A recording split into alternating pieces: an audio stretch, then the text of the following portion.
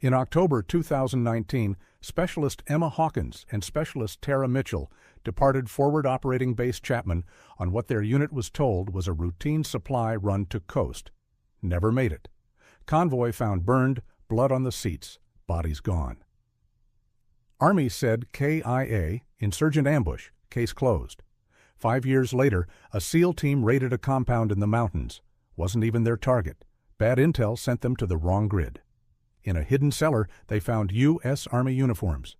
Female, name tapes still readable. Hawkins, Mitchell, dog tags wrapped in plastic, a bundle of letters never sent, fresh scratches on the walls, counting days. Master Sergeant Curtis Boyd got the call at 0300. His soldier's gear found in some hellhole cave. The guilt that had eaten him since that October morning turned to ice in his chest. 5 years. 5 years they'd been somewhere out there. The SEAL team commander's words echoed, "Boyd, you need to get here." There's more. Someone was in that cellar recently, very recently. Master Sergeant Curtis Boyd stood in the rain outside Fort Campbell's administrative building, the evidence box heavy in his jacket pocket. 3 weeks since the SEAL team's discovery. 3 weeks of doors slammed in his face. 3 weeks of, "Let it go, Sergeant." His hands shook as he lit another cigarette. Not from the cold. Inside that box, 2 uniforms, blood-stained but folded neat. Dog tags that should have been around their necks when they died. Letters in Tara's handwriting, and something that made his throat close up every time. Scratch marks on a piece of concrete they'd cut from the wall. Hundreds of tiny lines. Days, months, years. The door opened behind him. Lieutenant Colonel Patricia Sharp, military intelligence, the 4th officer he'd tried to see this week. "Sergeant Boyd." Her voice carried that tone he'd heard too often lately. Exhaustion mixed with pity. "We've been over this." "Ma'am, with respect, we haven't been over anything." Boyd turned, rain dripping from his patrol cap. Those scratches were fresh. Someone was counting days in that cellar 2 weeks ago. "My soldiers." "Your soldiers died 5 years ago." "Then who was counting days?" Sharp's jaw tightened. Could have been anyone. Insurgents use those caves. Insurgents who wear U.S. Army uniforms with name tapes? Boyd pulled out his phone, swiped to the photos he'd been sent. Insurgents who write letters to Diane Mitchell in perfect English? Insurgents who scratch 1,826 lines on a wall. That's 5 years exactly, Colonel. 5 years. Sharp looked at the photos longer than she should have if she really believed they meant nothing. Her fingers drummed against her leg, a nervous tell Boyd had noticed in their previous meetings. "The SEAL team did a full sweep," she said finally. "No one was there. Because they weren't looking for anyone. Wrong grid coordinates, remember? They stumbled onto this by accident." Boyd stepped closer, close enough to see the rain collecting on her eyelashes. "What if they're still alive? What if Emma and Tara are out there somewhere and we're sitting here?" "Stop!" Sharp's voice cracked. "Just stop. You think you're the only one who wants them to be alive? I knew Mitchell. She was a good soldier. But the blood in that convoy, the amount... They never found bodies. In that region? Animals, weather, insurgents taking them for propaganda. There are a dozen explanations." Boyd reached into the evidence box, pulled out a small plastic bag. Inside, a St. Christopher medallion on a silver chain. Emma never took this off. Ever. Her grandmother gave it to her before basic training, said it would keep her safe. Sharp stared at the medallion. "It was in the cellar," Boyd continued, "along with this. Another bag, a wedding ring, inscription visible through the plastic. Tara's husband gave her this 2 weeks before deployment. She'd spin it when she was nervous, made this little clicking sound against her rifle. Items can be taken from bodies. The blood on Tara's uniform." Boyd's voice dropped. "It's not 5 years old. Lab tech owed me a favor, ran a test. That blood is maybe 6 months old. Type A positive, Tara's blood type." Sharp went very still. "Someone's been keeping them," Boyd said. "Moving them, maybe. Using them for Christ, I don't even want to think about what for. But one of them was bleeding 6 months ago. One of them was counting days 2 weeks ago. And we're going to stand here and pretend I can't authorize anything based on scratches and bloodstains. Sharp's words came out rehearsed, but her eyes said something different. You know that. Chain of command, intelligence protocols. Fuck protocols. The words exploded out of him. Those are my soldiers. Were your soldiers, and you weren't even supposed to be shown that evidence. The SEAL team commander broke about 15 regulations sending you those photos. Boyd laughed, bitter and sharp. Jake Morrison. Yeah, he broke regulations, because he knew I'd been looking for them, because he found their gear in a cave that wasn't supposed to exist, in an area we were told was cleared 5 years ago. Something shifted in Sharp's expression. Morrison? The SEAL team commander was Jake Morrison? Yeah, so? Sharp pulled out her phone, typed something quickly. Her face went pale as she read. Jake Morrison, married to Tara Mitchell in 2019, divorced in absentia after she was declared KIA. The rain seemed to get louder. Boyd felt his chest go tight. He never said. He wouldn't. Sharp looked up from her phone.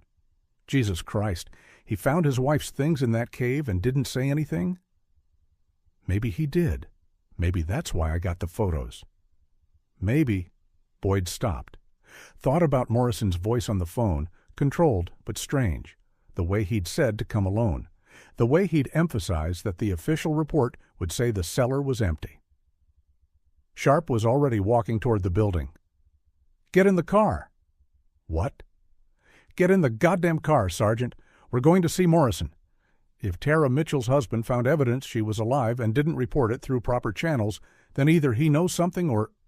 She paused at the door. Or he's planning something. Boyd followed her, his mind racing. The scratches on the wall. 1,826 days. But some scratches looked different, newer. The last 50 or so, scratched with something else. Something sharper. Colonel, he said as they reached her vehicle. Those letters in the evidence. The ones in Tara's handwriting. What about them? They were all addressed to her mother. All dated within the last year. But one.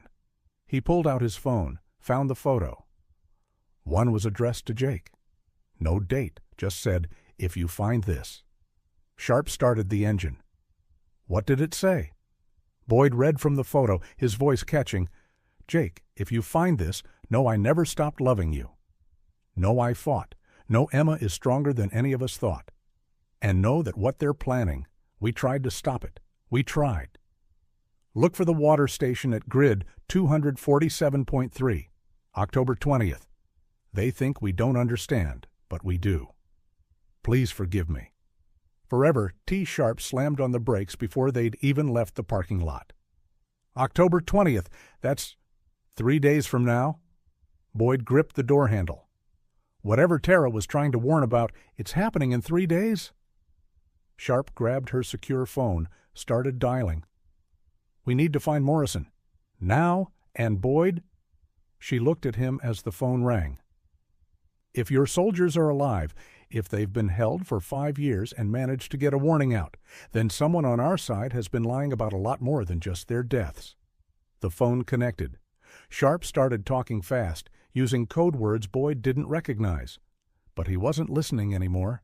He was thinking about Emma and Tara out there somewhere, thinking about scratches on a wall, thinking about fresh blood on old uniforms, thinking about how Jake Morrison, Navy SEAL, had found his wife's wedding ring and letters in a cave, and instead of reporting it, had sent the evidence to Boyd, secretly, urgently, like he was planning a rescue, like he knew exactly where to look, like maybe those wrong grid coordinates weren't wrong at all. The drive to Morrison's off-base apartment took 40 minutes. Boyd spent them staring at the photos on his phone, zooming in on details. The scratches bothered him. Different tools, different depths. The first 1,000 or so were uniform, fingernail, maybe a small rock. Then they changed. Sharper. Desperate. Sharp had been on her secure phone the entire drive, voice low and tense. When she finally hung up, her knuckles were white on the steering wheel. Morrison took emergency leave yesterday, she said. Told his command he had a family emergency. Tara was his family. Was. Past tense. That's what has me worried. Sharp took a turn too fast, tires squealing. He's been running unauthorized searches for 2 years, satellite time he shouldn't have access to, drone footage from grids that were supposed to be clear. Someone in NSA caught it last month, but hadn't filed the report yet. Boyd felt something cold settle in his stomach. He knew. He knew they were alive before he found that cellar. Maybe. Or maybe he just never stopped looking. Sharp pulled into an apartment complex, all identical buildings and dead lawns. Building C, apartment 314. Morrison's door was unlocked. Not broken, not forced. Just unlocked. The apartment looked like someone had left in the middle of breakfast. Coffee still in the pot, now cold. Bowl of cereal on the counter, milk curdled. But the walls, Christ, the walls, maps everywhere. Afghanistan, Pakistan border regions. Red pins, blue pins, string connecting them like a conspiracy theorist's fever dream. Photos printed from satellites, grainy but marked with careful annotations. And in the center, 2 official Army photos. Emma Hawkins and Tara Mitchell in their Class A uniforms, smiling. Jesus, Sharp whispered. Boyd moved closer to the maps. Each pin had a date, sighting reports maybe, rumors. One cluster near the original ambush site, spreading out like an infection over months, years. The trail led north, into the mountains. Look at this. Sharp stood by Morrison's desk, holding a notebook. He's been tracking someone. Multiple someones. She read aloud. October 2019, initial capture. Moved north. November 2019, safe house, Khost Mountains. December 2019. Split, 2 locations reported. Emma east, Tara west, can't confirm. Boyd found another notebook, this one more recent. Morrison's handwriting got worse as the pages went on, like he'd been writing faster, more desperate. July 2024. Source says 2 American women still alive. Healing camp? Translation unclear. August 2024. Tara sick. Emma taking care of her. Guard talked about the one who fights and the one who prays. September 2024. Movement detected grid 247.3. Water station confirmed. Grid 247.3. Boyd looked up. That's from Tara's letter. Sharp was already on her phone again, pulling up classified maps. That's outside any area we patrol. Completely dark territory. No oversight, no surveillance, no... She stopped. It's perfect. You could hide an army there. Something else caught Boyd's eye. A medical report, half hidden under other papers. Not official, just handwritten notes. He recognized the terminology from combat lifesaver training. Subject 1. Malnutrition, various stages healing. Broken ribs, aged approximately 6 months. Scarring consistent with repeated trauma. Subject 2. Advanced infection, possibly tuberculosis. Kidney failure likely. Without treatment, estimate 3 to 6 months survival. The date on the notes? 2 months ago. Tara's dying, Boyd said quietly. That's why the blood was fresh. She's dying and Emma's watching it happen. Sharp found something else. Photos. These not from satellites, but from ground level. Blurry, taken from distance. A water station, just like Tara's letter described. Trucks arriving at night, armed men. And in one photo, barely visible, 2 figures in the back of a truck, smaller than the men around them, one supporting the other. These were taken last week, Sharp said. Morrison was there? He found them. Then where is he now? Boyd's phone rang. Unknown number. He almost didn't answer, but Sharp nodded. Boyd here? You need to listen very carefully. Morrison's voice, controlled but underneath it, something raw. I know Sharp's with you. I know you're in my apartment. And I know you found my research. Jake, where? Shut up and listen. In approximately 60 hours, there's going to be a prisoner exchange at that water station. Not official, nothing our government knows about. Local warlord trading some captured fighters for weapons. But that's not what matters. A pause. They're moving their other prisoners at the same time, including 2 American women they've been keeping as insurance. Boyd put the phone on speaker. Sharp leaned in. "How do you know this?" she asked. "Because I've been tracking them for 2 years. Because I paid informants everything I had. Because 3 weeks ago one of those informants brought me proof." His voice cracked slightly. "A letter in Tara's handwriting. She knew I was looking. Somehow she knew." "We can mobilize a team," Sharp started. "No." Morrison's voice went hard. "You mobilize anything official, they'll know. They have sources everywhere. The women will disappear again, and this time we won't find them." Another pause. "Or they'll just kill them." "So what's your plan?" Boyd asked, though he already knew. "I've got a small team. People I trust. People who owe me favors. We're going to be at that water station. We're going to get them out." "That's suicide," Sharp said. "You don't know how many—" 40 to 50 fighters, based on my surveillance. Heavy weapons. 2 checkpoints before the water station. Guard rotation every 4 hours. Morrison rattled off the intelligence like he was briefing a mission. "Prisoners are kept in an underground storage area. 2 entrances. They move them at dawn for bathroom breaks." Boyd stared at the maps on the walls. All those pins, all those dates. 2 years of searching. "Tara's sick," he said. "The medical report—" "I know." Morrison's voice went quiet. "TB? Kidney failure? Probably a dozen other things. She might not survive extraction, but Emma's still strong. She's been keeping Tara alive through pure fucking will." "How do you know all this?" "Because I've been paying the doctor who treats them." "Not because he's kind, because he likes American money." Bitter laugh. "He's the one who told me about October 20th. Big movement, perfect chaos to use as cover." Sharp grabbed the phone. "Chief Morrison, I'm ordering you to stand down. We'll handle this through proper—" "With all due respect, Colonel, fuck your proper channels." Morrison's controls slipped. "Proper channels left them there for 5 years. Proper channels declared them KIA. Proper channels gave me a folded flag and told me to move on." "Jake," Boyd started, "I'm going to that water station. With or without backup, with or without permission. I found my wife, Boyd. I found her, and she's dying, and she still managed to get word to me. Still fighting, still protecting Emma." His voice broke completely.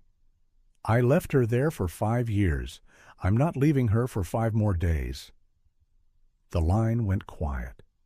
Boyd could hear Morrison breathing, ragged. "The letter," Boyd said finally. "The one addressed to you. What else did it say?" Long pause. When Morrison spoke again, his voice was barely a whisper. "She said Emma keeps her warm at night. Says they share stories about home, about us. Said Emma talks about Montana, about her parents' ranch, about the horses she grew up with. Said that's what keeps them human." Another pause. "Said to tell Emma's family she never stopped fighting, never stopped trying to get home." Boyd thought about the scratches on the wall. Each one a day survived, a day fought through. "We're coming with you," he said. "Boyd, no," Sharp started. "Those are my soldiers, ma'am. I was responsible for them. I should have been on that convoy." The guilt he'd carried for 5 years crystallized into something harder, sharper. "I'm going," Morrison laughed, short and bitter. "Your career—" "Fuck my career." Sharp looked between the phone and Boyd, then at the walls covered in maps. The photos of Emma and Tara in uniform, young and smiling. She rubbed her face. 60 hours, she said finally. "That's not enough time to go through channels anyway." She picked up one of Morrison's notebooks. "How many people do you have?" 6 SEALs, all volunteers, all know the risks." "Make it 8, Sharp said. "Boyd and I are coming." "Unofficial. If this goes wrong, we were never there." "Colonel," Morrison sounded shocked. "I've been pushing paper for 3 years, Chief. Before that, I was in the field for 15. I know my way around a rifle." She studied the map. Besides, someone needs to make sure you cowboys don't start World War III. Boyd picked up the photo from the water station, the blurry image of two figures supporting each other.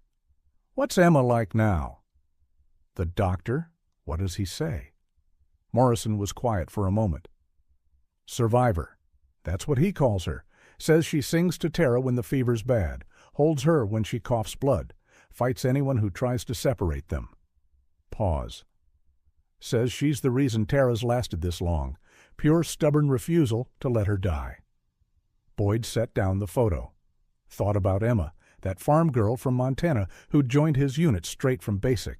Quiet, competent, always checking on other soldiers, always making sure everyone ate, everyone had water, everyone was okay, still taking care of others, even in hell. Where do we meet? He asked. Morrison gave them coordinates, timing, equipment list, professional, precise. At the end, his voice changed again. Boyd. That letter, there was one more thing. Tara wrote that Emma made her promise something. If only one of them made it out, it had to be Emma. Said Emma had to get home, had to tell their story, had to make sure people knew they never gave up. Boyd's throat tightened. We're getting them both out. Yeah. Morrison didn't sound convinced. Yeah, we are. After he hung up, Boyd and Sharp stood in the apartment, surrounded by 2 years of obsessive searching, all those pins, all those dates. Morrison had never stopped looking, never accepted their deaths. We could lose everything, Sharp said quietly. Our careers, our pensions, maybe our lives. Boyd thought about the scratches on the wall, 1,826 days, each one a testament to survival, to refusal to give up. They never gave up on us, he said, even when we gave up on them.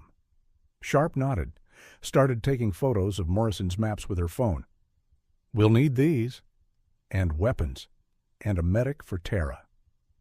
You really think she'll make it? Sharp paused in her photographing. I think Emma Hawkins has kept her alive for 5 years through sheer determination. I'm not betting against her now. Boyd picked up the photo of them in uniform again. Young faces, bright eyes, no idea what was coming. He tucked it into his pocket. 60 hours, 3 days to plan an illegal rescue in hostile territory with a team of rogue SEALs. 3 days to save 2 soldiers everyone else had written off as dead. 3 days to bring them home. The abandoned warehouse outside Fort Campbell smelled like rust and bird shit. Boyd arrived at 0200, found Morrison and his team already there. 6 SEALs in civilian clothes, checking weapons with practiced efficiency. They looked up when Boyd entered, nodded, went back to work. Morrison stood over a table covered in satellite photos. He'd lost weight since Boyd had last seen him. Dark circles, 3-day beard, that 1,000-yard stare Boyd recognized from his own mirror. Thought you might not come, Morrison said without looking up. Thought about it. Boyd set down his gear bag. Then I remembered Emma's first day in my unit. Barely 5'4", maybe 100 pounds soaked. Some jackass corporal said she was too small for combat arms. She just looked at him and said, I'm not here to be big. I'm here to be good. Morrison's mouth twitched, not quite a smile.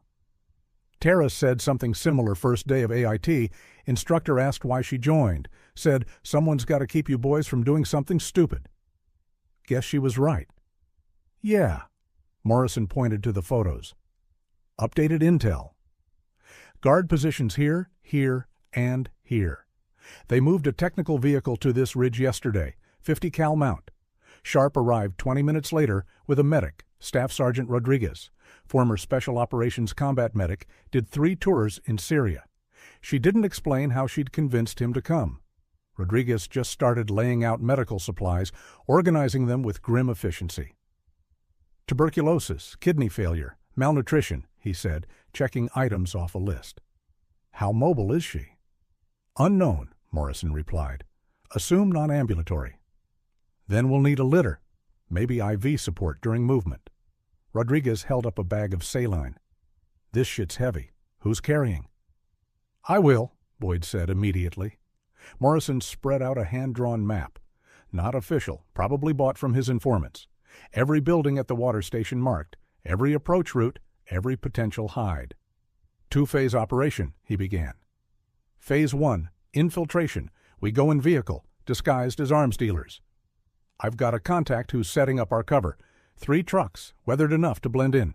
Weapons in crates, but accessible. Phase 2? Sharp asked. Organized chaos. Morrison pointed to the main compound. The prisoner exchange happens here at 0600. Maximum confusion, everyone focused on the trade. That's when we hit the underground storage. 2 teams, assault and extraction. Assault creates diversion here. Extraction goes for Emma and Tara here. One of the SEALS, Peters, raised a hand. Rules of engagement? Morrison's jaw tightened. Weapons free once we're compromised. But quiet as long as possible. Some of these fighters are just local militia, forced conscripts. Kids, some of them. And if we encounter the principals? The ones who've been holding them? Morrison's eyes went dark. Those are mine. Nobody argued. Boyd studied the extraction route. That's a lot of open ground between the storage and the vehicles. 300 meters, Morrison confirmed. Under fire if we're compromised. That's why speed matters. Get in, get them, get out. No hesitation. What about the other prisoners? Sharp asked. The fighter exchange. There might be others held with Emma and Tara. Morrison paused. The room went quiet. Mission priority is our people, he said finally. But if we can... He rubbed his face. We'll make the call on sight. They spent 4 hours rehearsing. Movement patterns, contingencies, medical procedures. Rodriguez showed them how to carry a litter under fire, how to maintain IV lines while running. Morrison drilled them on the guard positions until everyone could navigate the compound blindfolded. At 600, they took a break.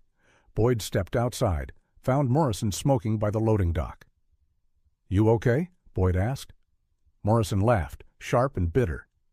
"My wife's been tortured for 5 years while I was sitting at home, filing for divorce because I thought she was dead. So no, I'm not fucking okay." "It's not your fault." "Isn't it?" Morrison flicked his cigarette. "I was stationed at Bagram when they disappeared, 90 minutes by helicopter. If I'd pushed harder, demanded to join the search." "You didn't know." "I should have." Morrison pulled out a worn photo, not Tara in uniform, but at their wedding, laughing, cake smeared on Jake's nose. "She made me promise once. If anything happened, don't stop looking. Made it sound like a joke, you know?" "Promise you won't replace me too quick," she said. "I promised. Then I replaced her anyway." Started dating 6 months after the memorial. Boyd didn't know what to say to that. The new girlfriend, Sarah, she was nice. Normal, never been shot at, never seen someone die. Didn't wake up screaming. Morrison pocketed the photo. Tara woke up screaming sometimes. Iraq did something to her. She'd grab me in her sleep, hold on like I might disappear. Jake? I should have known she was alive. Should have felt it. Morrison lit another cigarette with shaking hands. What kind of husband doesn't know his wife is alive?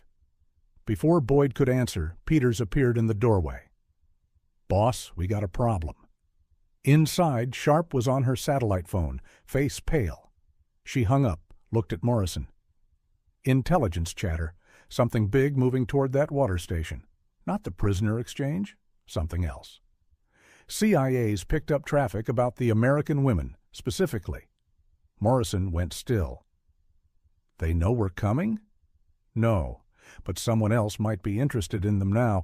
The chatter suggests they've become more valuable, maybe as propaganda, maybe as leverage for something bigger. Rodriguez looked up from his medical gear. If they move them before we get there... They won't, Morrison said firmly. The exchange is set. Too many moving parts to change now. But his hands clenched into fists. Boyd walked to the table with the satellite photos. One showed the water station at night, thermal imaging, hot spots indicating people. He counted 43 signatures.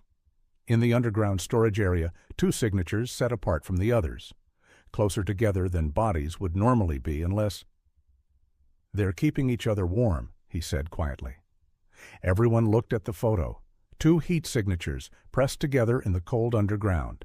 Emma and Tara, 5 years later, still protecting each other. "All right," Morrison said, voice steady again. "We stick to the plan, but we move up the timeline. Leave in 6 hours instead of 12. I want to be in position before dawn tomorrow. Watch the patterns. Make sure nothing's changed." "That's risky," one of the SEALs said. "Sitting in hostile territory that long. Everything about this is risky." Morrison looked around the room. "Anyone wants out? Now's the time." Nobody moved. Sharp's phone buzzed again. She checked it, frowned. "Boyd, someone's looking for you. Your sister, apparently. Says it's urgent. Boyd's sister lived in Montana, helped run the family ranch. She never called unless—" "Emma's parents?" he asked. Sharp listened to something on the phone. "Your sister says Emma's mother is in the hospital. Heart problems. Asking about Emma, wanting to know if there's any news." The room went quiet again. Boyd thought about Emma's parents, the letters they'd sent him over the years. Always polite, always hopeful. "Any word on our girl?" they'd ask. He'd always had to say no. "Tell them." Boyd started, then stopped. Couldn't promise what might not happen. "Tell them to hold on, just a little longer." Morrison walked to the wall where he'd pinned up the photos of Emma and Tara. Touched Tara's face gently. 27 hours, he said. 27 hours, and we bring them home. Peters started checking weapons again. Rodriguez reorganized medical supplies. Sharp made more calls, arranging safe houses for after the extraction. Everyone preparing, everyone focused.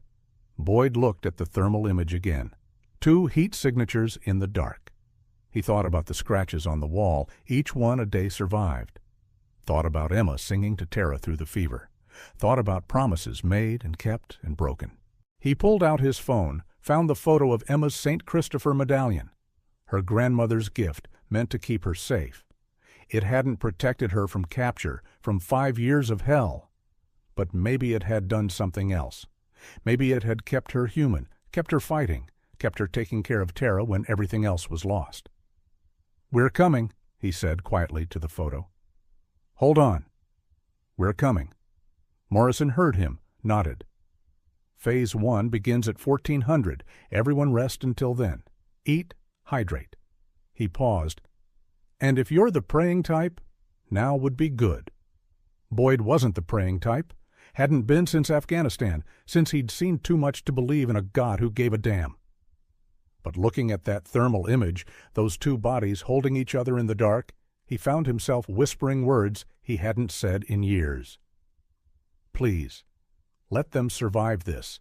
Let us get there in time. Let Emma's strength be enough for both of them." The warehouse fell quiet as everyone found their own space to prepare, to think, to steel themselves for what was coming.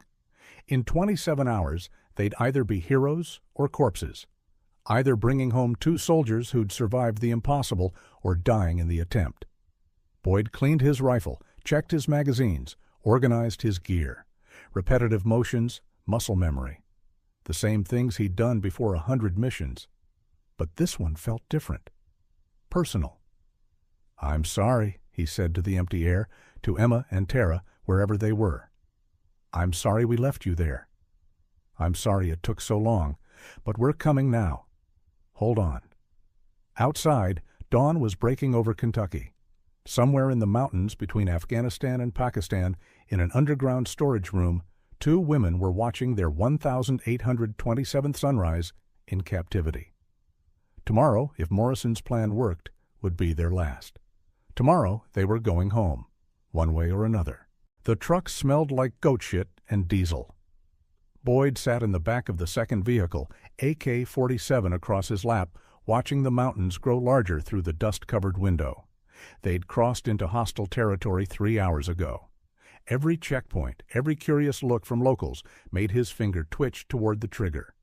Morrison rode in the lead vehicle with 2 SEALs, Sharp and Rodriguez in the third, all of them dressed like arms dealers, worn military surplus, weak old beards, that particular swagger of men who sold death for profit. The radio crackled. Morrison's voice, calm. "Checkpoint ahead. 2 guards, maybe more in the building." Boyd pulled the keffiyeh higher around his face. Peters, sitting across from him, did the same. Their driver, an Afghan informant Morrison trusted, slowed the truck. The guards looked bored, One barely glanced at the forged papers before waving them through. Too easy. Boyd's neck prickled, that feeling when things were about to go sideways. They stopped 5 kilometers from the water station, hidden in a wadi where flash floods had carved deep channels in the rock.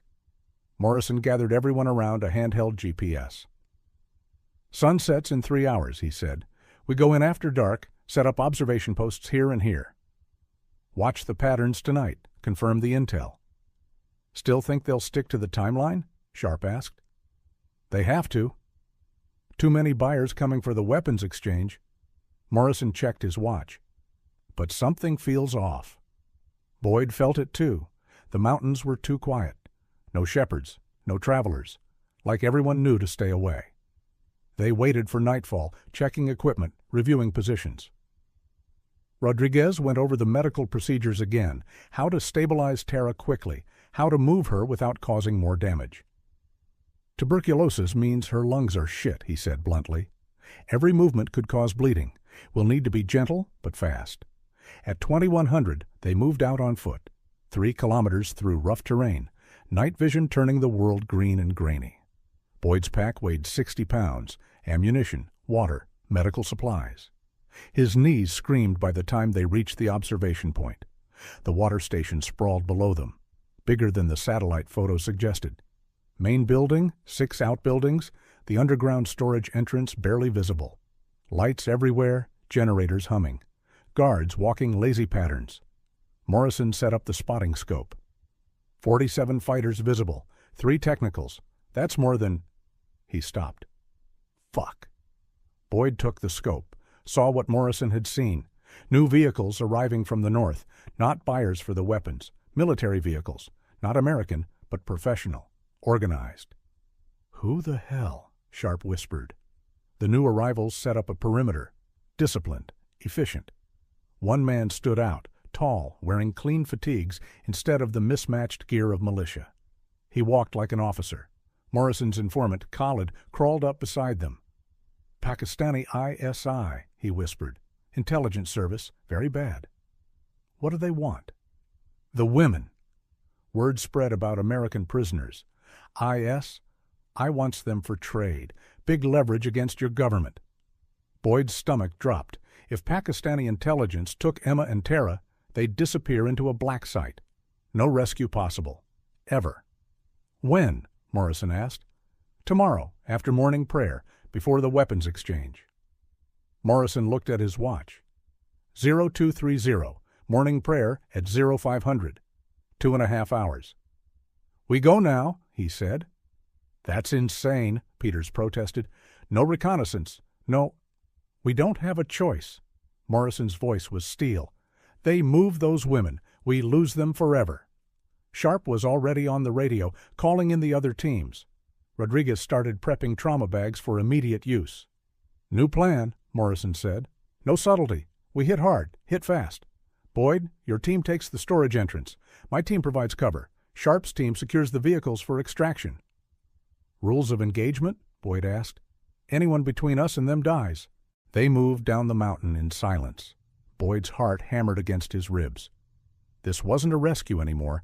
It was a raid, the kind that usually ended with bodies. 500 meters out, they split up. Boyd's team, himself, Peters, and Ramirez, circled toward the storage entrance. 2 guards there, smoking cigarettes, rifles slung carelessly. Boyd lined up the shot. Smooth trigger pull. The guard dropped. Peters took the second one before he could shout. The entrance was a metal hatch like an old storm cellar, locked from outside with a chain. Boyd cut it with bolt cutters, winced at the metallic snap that seemed to echo off the mountains. Inside, concrete steps led down into darkness. The smell hit immediately. Piss, shit, blood, decay. Human misery concentrated into an assault on the senses. Boyd switched to night vision, moved down the stairs. Peters and Ramirez behind him, covering angles. At the bottom, a corridor, doors on both sides, most open and empty. At the end, one closed door with a padlock. They moved forward, checking corners. Boyd's finger on the trigger, every nerve screaming. The closed door got closer. Behind it, he could hear something. Crying, talking, singing, soft, hoarse, barely audible. A lullaby? one his grandmother used to sing. "Hush, little baby, don't you cry." Emma's voice. After 5 years, he recognized Emma's voice. Boyd shot the lock off, kicked the door open. The smell nearly knocked him back. Infection, waste, death, hovering. His night vision showed 2 figures huddled in the corner, one sitting up, cradling the other, both in filthy rags that might once have been uniforms. Emma? The singing stopped. The sitting figure's head turned. Through the night vision, he saw a face that barely looked human. Sunken cheeks, cracked lips, eyes huge in a skeletal face. "No," she whispered. "No, you're not real." Not again. Boyd pulled off his night vision, turned on his flashlight. "Emma, it's Boyd." "Sergeant Boyd, we're here to take you home." Emma flinched from the light, drew the other figure closer protectively. Tara, unconscious, breathing in wet, rattling gasps. "Boyd's dead," Emma said. "Everyone's dead. You're just another dream." "I'm not dead. I'm here. We're getting you out." Peters and Ramirez entered, immediately covering the door. Rodriguez pushed past them, went straight to Tara, started checking vitals, his face grim. Emma watched him touch Tara, and something snapped in her. She lunged, feral, nails going for his eyes. "Don't touch her! Don't you fucking touch her!" Boyd caught her, felt how light she was, like holding a bird. "Emma, stop. He's a medic. He's helping." She fought him, weaker than a child, but fierce. "They said that before. Said they were helping. Then they—" She broke off, shuddering. "Emma." Boyd made his voice command sharp. "Specialist Hawkins. Look at me. Training kicked in, maybe." She stopped fighting, looked at him. Really looked. Her hand came up, touched his face like she was checking if he was solid. "Boyd?" Barely a whisper. "Yeah, soldier." "It's me." She started crying, horrible dry sobs because she probably had no moisture left for tears. "We tried to escape. Tried so many times, but Tara got sick and I couldn't carry her far enough, and—" Gunfire erupted outside, Morrison's team engaging. "We need to move," Peters said. "Now." Rodriguez had an IV in Tara's arm, was preparing a litter. "She's in bad shape. Kidney failure, severe dehydration, TB advanced to—" "Can she survive transport?" Boyd cut him off. "Maybe. If we're fast." Boyd lifted Emma. She weighed nothing, maybe 80 pounds. Peters and Ramirez got Tara on the litter. "The others," Emma said suddenly. "The other prisoners." 3 kids in the next room. Local boys. "Please." Boyd looked at Peters, who was already moving. Found the boys, teenagers, beaten but mobile. Gestured for them to follow. They moved up the stairs into chaos. The compound was a battlefield. Muzzle flashes, tracers, someone screaming. Morrison's team had positioned on high ground, laying down suppressing fire. The ISI forces were returning fire, disciplined and effective. "Move!" Boyd shouted. They ran, Emma in his arms, Peters and Ramirez carrying Tara, the 3 boys following. Bullets snapped past, kicked up dirt. Someone was shouting in Pashto. An RPG exploded against a building to their left. Sharp's team had the trucks running. Boyd threw Emma into the back of one, jumped in after her. Peters and Ramirez loaded Tara, Rodriguez still working on her, pumping bag after bag of saline. "Where's Morrison?" Boyd shouted. "Still covering." Sharp gunned the engine. "We leave in 30 seconds, with or without—" Morrison's team came running, all but Morrison. "Where is he?" Sharp demanded. "Went after someone," Peters gasped. "Said 5 minutes." "We don't have—" An explosion. The building Morrison had entered erupted in flame. Boyd saw a figure stumble out, carrying something. Morrison, his arm hanging wrong, carrying a box. He made it to the truck, collapsed in. "Go! Go!" Sharp floored it. The 3 trucks tore out of the compound, RPGs exploding behind them. Boyd held Emma as she curled against him, her fingers digging into his vest. "Is this real?" she kept asking. "Is this real?" In the other corner, Rodriguez worked frantically on Tara. Her breathing was getting worse, blood on her lips. Morrison crawled to her, took her hand with his, good one. "Baby, it's Jake. Can you hear me? We got you. We're going home." Tara's eyes flickered open, unfocused, glazed with fever, but she squeezed his hand. "Jake?" Barely audible over the engine. "Yeah, baby, I'm here." "Emma?" "She's safe." Boyd's got her. Tara smiled, just a little. "Kept my promise, kept her alive." "You did." "You did so good." Boyd watched them, this reunion 5 years delayed. Morrison crying openly, Tara fighting for each breath. Emma had crawled over, taken Tara's other hand. "Stay," Emma begged. "Please stay." "You can't leave now, not when we're so close." But Boyd could see what Rodriguez already knew. Tara was dying. 5 years of fighting, of surviving, and her body had nothing left. They drove through the night, Rodriguez doing everything possible. But an hour from the border, Tara's breathing stopped. Morrison tried CPR. Rodriguez pushed more drugs. Emma screamed, begged, promised Tara anything if she'd just breathe. Nothing worked. Tara Mitchell died free, holding her husband's hand, with Emma singing that same lullaby she'd probably sung 1,000 times in that cell. The trucks kept driving toward safety, toward home. But they were bringing back only one of the 2 soldiers they'd come for. The safe house was a farmhouse 40 kilometers inside friendly territory. Boyd carried Emma inside, while Morrison refused to let go of Tara's body. He sat in the truck bed, cradling her, whispering apologies that nobody could bear to hear. Emma wouldn't leave Tara either. When Rodriguez tried to examine her, she fought him until Boyd let her go back to the truck. She climbed in beside Morrison, took Tara's cold hand. "She's getting cold," Emma said. "She hates being cold. We need more blankets." Morrison pulled off his jacket, wrapped it around Tara's still form.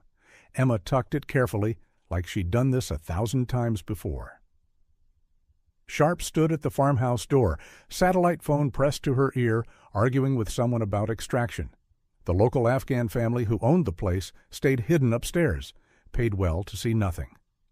Rodriguez approached Boyd. "Emma needs immediate treatment. Severe malnutrition, dehydration, infected wounds, and mentally—" He glanced at the truck. "She's not processing that Tara's gone. Give her time." "We don't have time." ISI forces are mobilizing. We need to move to the extraction point." Boyd walked to the truck. Emma was telling Tara a story about Montana, about the horses on her family's ranch. Her voice hollow, automatic, like she'd told these stories so many times they'd worn grooves in her mind. "Emma," Boyd said gently, "we need to get you looked at." "Can't leave her alone." "She gets scared when she's alone." Morrison looked up, eyes red and swollen. "It's okay, Emma. I'll stay with her. You promise?" "You won't let them take her?" "I promise." Emma kissed Tara's forehead, whispered something Boyd couldn't hear, then let him help her down from the truck. Her legs barely held her weight. Inside, Rodriguez had set up a makeshift medical station. Emma sat passively as he started IVS cleaned wounds, burns on her arms, some old, some recent, scars everywhere. When Rodriguez lifted her shirt to check her ribs, Boyd had to look away. Her back was a map of torture. "How long?" Rodriguez asked quietly. "How long have they been hurting you?" Emma stared at the wall. They stopped counting after 1,000 days. Tara kept track, though. Little marks on the wall. She said we needed to know, for when we got home, so we could tell exactly how long. Her voice cracked. She was going to tell Jake everything. Every single day, so he'd know she never stopped thinking about him. Rodriguez kept working. Antibiotics, fluids, pain medication Emma refused to take. "Makes me fuzzy," she said. "Need to stay sharp. Watch for them." "You're safe now," Boyd told her. Emma laughed, bitter and sharp. "Said that before, when the Rangers came, but it wasn't Rangers, just them, pretending, testing us." She pulled her knees to her chest. "Tara figured it out. The accents were wrong, saved us from saying too much." Sharp entered. "Extraction in 3 hours, helicopter to Bagram, then medical transport to Landstuhl." She paused. "Emma, your parents are waiting in Germany." Emma's whole body jerked. "My parents think I'm dead." "No," Boyd told them yesterday. They know you're coming home." Emma turned to Boyd, and for the first time since finding her, he saw the girl who'd joined his unit 6 years ago. Young, scared, but holding it together. "Mama's okay. Daddy? Your mom's been sick, but she's stable. Waiting for you." Emma nodded, then suddenly grabbed Boyd's arm. The box. Morrison had a box. When he came out of that building, Boyd had forgotten. Found Morrison still in the truck with Tara, the box beside him. Metal, locked, covered in dried blood. Morrison looked up. "The commander's office." Found this in his safe. He handed it over. "Haven't opened it." Boyd broke the lock with his knife. Inside, passports, documents, USB drives, and photographs. Dozens of them. Emma and Tara at various stages of captivity. Some from early on, still in uniform, defiant. Others showing the progression of starvation, illness, torture. But in every photo where they were together, they were touching, holding hands, embracing, supporting each other. One photo made Boyd's hands shake. Recent, based on how thin they were. Tara obviously sick, lying with her head in Emma's lap. Emma singing, based on her expression. Tara smiling despite everything. Love in hell. Morrison took that photo, held it against his chest. She smiled. Even there, she could still smile. Emma had come outside, Rodriguez's IVs rolling beside her. She saw the photos scattered on the truck bed. "They like to document," she said flatly. Said someday they'd show the world how they broke the American women. She picked up one photo, early in their captivity. "But they never broke us? Hurt us? Starved us? Did things I can't?" She stopped. "But we never broke." Tara made sure of that. "How?" Sharp asked softly. Emma sat on the truck's tailgate, her hand finding Tara's. She said we were still soldiers. Still had a mission. Our mission was to survive and go home. Every day we stayed alive was a victory. Every day we stayed human was winning. She traced Tara's wedding ring, still on her finger. "First year, I wanted to die. Begged her to let me give up. She wouldn't let me. Said I had to get home, tell people what happened, make sure they knew we never surrendered." Peters appeared. "Movement on the perimeter. Vehicles maybe 3 kilometers out. Pack up," Sharp commanded. "We move now." Morrison stood. "I'm not leaving her." "We'll bring her," Sharp promised. "She comes home with us." They loaded quickly. Emma insisted on riding with Tara's body. Morrison and Boyd flanked her, weapons ready. The convoy moved fast through the dawn light, racing toward the extraction point.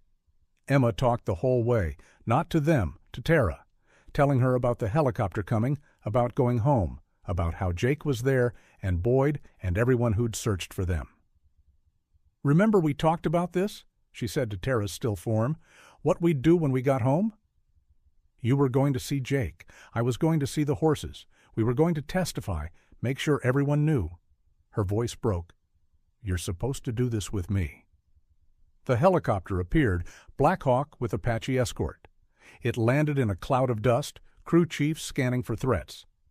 They loaded Tara first, on a stretcher with an American flag. Emma climbed in after, then Morrison. Boyd was last up, heard Sharp on the radio. "Package secure. 1 survivor, 1 killed in action, requesting immediate departure." The helicopter lifted off. Below, Boyd could see vehicles converging on their former position. They'd made it out by minutes. Emma sat between Morrison and Boyd, holding Tara's hand under the flag. She looked out the window as Afghanistan fell away below. 5 years, she whispered. 5 years, 2 months, and 6 days. "How did you keep track?" Boyd asked. "After they stopped counting?" Emma pulled something from inside her shirt, a small piece of fabric covered in tiny marks. Thread pulled from their uniforms, dyed with blood, making hash marks barely visible. "Tara made this when she got too weak to scratch the walls, said we needed a record, proof we never gave up. She showed him the final marks. She made the last one 3 days ago, could barely hold the needle, but she made it." Rodriguez leaned over, checked Emma's vitals again, whispered to Boyd, "She's running on pure adrenaline. When she crashes, it'll be bad. But Emma wasn't ready to crash. She had something else to say. The water station. That wasn't random. They brought us there specifically. She looked at Morrison. They knew someone was looking. Knew Jake was paying informants. They used us as bait. Morrison's face went white. The whole thing was a trap. If you hadn't come when you did, if you'd waited for the exchange, there would have been 100 fighters, not 40. Emma's voice was steady, matter of fact. Tara figured it out. That's why she got the letter out when she did. She knew we were running out of time. She saved us, Morrison said quietly. Even dying, she saved us all. Emma nodded, then finally let the exhaustion take her. She slumped against Boyd but kept her hand on Tara's. "Don't let them take her," she mumbled. "She hates being alone." "Nobody's taking her," Boyd promised. "She's going home." "You both are." The helicopter flew on through the morning sun. Below, the war continued, but in the cargo hold, 2 soldiers who'd been written off as dead were finally heading home. One breathing, one not. Both unbroken. Boyd looked at the fabric with its bloody marks. 1,827 days. Each one survived through impossible will, through friendship that transcended suffering, through promises kept in the darkest places humanity could create. He thought about the report he'd have to write, how to explain 5 years of failure, of bureaucracy that left 2 soldiers behind, how to explain Tara's sacrifice, Emma's survival, how to explain that sometimes love was the only thing that kept people alive in hell. The helicopter banked toward Bagram. Medical teams would be waiting. Debriefs, investigations, a media storm. But for now, in this moment, it was just them. Soldiers bringing soldiers home. Emma stirred, looked at Tara one more time. "We made it," she whispered to her friend. "We made it home." The psychiatric ward at Landstuhl Regional Medical Center was too white, too clean. Emma sat in the corner of her room, back against 2 walls, watching the door. She'd been there 4 days. Hadn't slept more than 20 minutes at a time. Boyd sat across from her, patient. He came every day, just sat there. Sometimes Emma talked, sometimes she didn't. "They buried her yesterday," Emma said suddenly. "With full honors," Jake told me. "Arlington," Boyd confirmed. "Hero's funeral, Secretary of Defense was there." Emma pulled her knees tighter. She would have hated that. All those people who let us rot suddenly calling her a hero. She laughed, bitter. "You know what she said once? Year 3, maybe. Said the worst part wasn't the torture. It was knowing nobody was coming." "Emma, we saw helicopters sometimes, American helicopters. So close we could see the door gunners, we screamed until our throats bled." Her fingers traced patterns on her pants. The same counting motion she'd used on the walls. "They never heard us." Dr. Patel, the psychiatrist, knocked and entered. Emma immediately tensed, shifted to see both him and the door. "How are we today, Emma? Stop talking to me like I'm broken. You're not broken. You survived something extraordinary. Tara survived it too. Where's her psychiatric evaluation?" Patel made notes. He was always making notes. Emma watched his pen move, memorizing the patterns. In captivity, she'd learned to watch everything. Every detail could matter. "Your parents are here," Patel said. "They've been waiting." "No." "Emma, they've come from Montana. Your mother—" "I said no." Emma's voice went flat. "I can't." "Not yet." Boyd leaned forward. "What are you afraid of?" Emma looked at him with eyes that had seen too much. "They mourned me.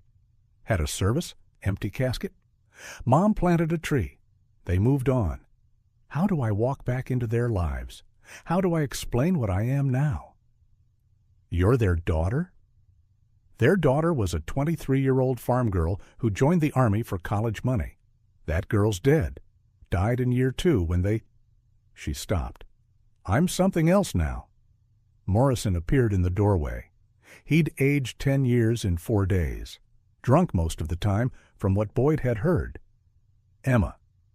She looked at him, and her whole demeanor changed. Gentler, like she was handling something fragile. "Hey, Jake." I need to know something. He stepped inside, unsteady. The last year, when she was sick? Was she in pain? Emma could have lied. Boyd saw her considerate, but that wasn't who she was. Yes, but she hid it well, stayed strong until the end, kept making plans for when we got home. Emma's voice stayed steady. She talked about you every day. Every single day.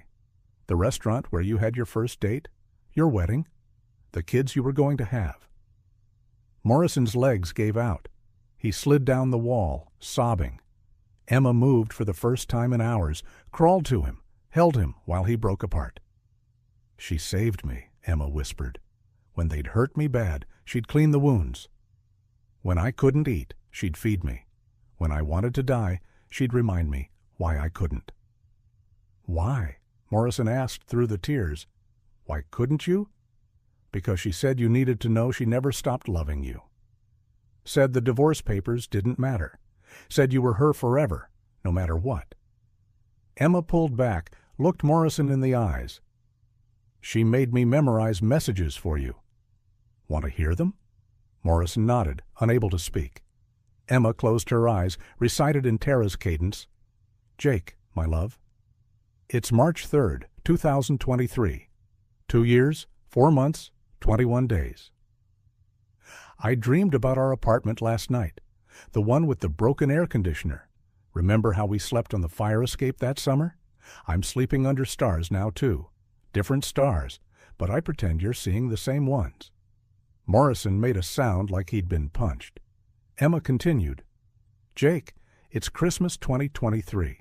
3 years, 2 months, 5 days. Emma made me a present from thread she pulled from our uniforms. A little bracelet. I made her one, too. We pretended we were home. I told her about how you always burned the cookies. She laughed. First time in months, I love you forever. She recited 12 more messages. Dates, details, little moments Tara had wanted Jake to know. Each one broke Morrison a little more. When she finished, Morrison asked, How? How did you remember all that? She made me repeat them every night. Said if only one of us made it, these had to get home. Emma touched his face. She knew she was dying. Last 6 months she knew, but she held on. For me, for you, to make sure someone could tell the truth. Sharp appeared. Emma, there are some people here. Intelligence. They need to ask about... No, Boyd stood. She's not ready. It's not a request. They want to know about the ISI involvement, about what the prisoners knew, said... Emma laughed, sharp and bitter. They want to know what we gave up, what secrets we spilled. That's not... Yes, it is. Emma stood, swaying slightly. You want to know if we broke, if we compromised intelligence, if 5 years of torture made us betray our country. Emma, Patel started. We gave them nothing. Her voice went hard as steel.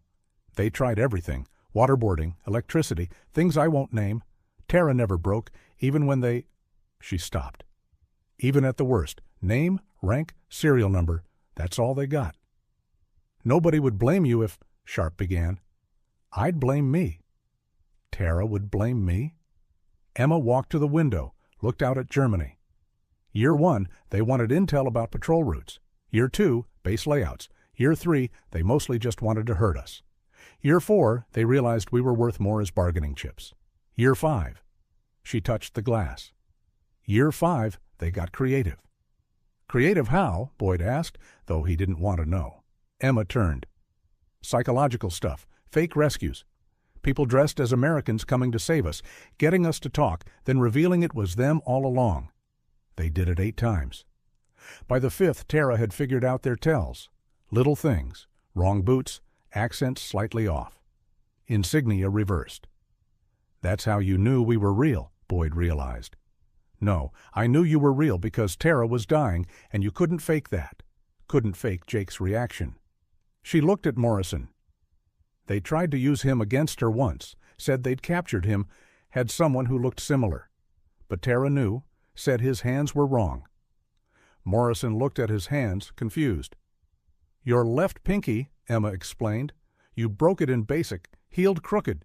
She'd hold your hand when she talked about you, memorized every line, every scar. Rodriguez knocked, entered with medical charts. Emma, your blood work. You're severely malnourished, multiple vitamin deficiencies, kidney stress. We need to start aggressive treatment. Fine. And there's something else. He hesitated. The scarring. Some of it, we can help with reconstruction. No. Emma, some of these injuries. I said no. She lifted her shirt slightly, showing burns across her ribs. These are mine. Evidence. Proof of what happened.